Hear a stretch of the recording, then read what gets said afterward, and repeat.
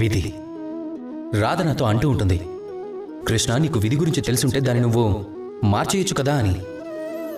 ఒకవేళ మహాదేవులు ఇలా అన్నారనుకోండి, కృష్ణ నీకు సాంబ విధిరాత ఇది అని తెలిసినప్పుడు తనని మార్చాలనే ప్రయత్నం నువ్వు ఎందుకు చేస్తున్నావు? ఎందుకు? ఎందుకంటే నేనొక తండ్రిని.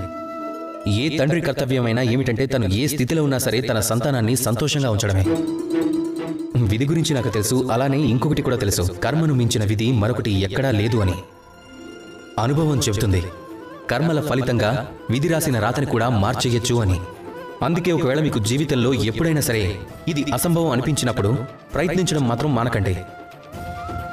ఎందుకంటే కర్మలనే పావు ఏదైతే ఉందో అది విధి ఆడే వైకుంఠపాళిలో నిచ్చెనెక్కితే పాపం ఆ విధి దారి మార్చుకోవాల్సిందే కదా, అవునా కదా? అందువల్ల విధిని కర్మగా భావించి ఊరికే కూర్చోకండి. మీ విధిని మీ కర్మల ద్వారా రూపొందించుకుంటున్నారు అంటే ఆ కర్మే మిమ్మల్ని గెలిపించి తీరుతుంది. విధి కూడా గెలిపిని ఎంతగానో గౌరవిస్తుంది కూడా. అందుకే రండి నాతో ప్రేమగా పలకండి, రాధా కృష్ణ.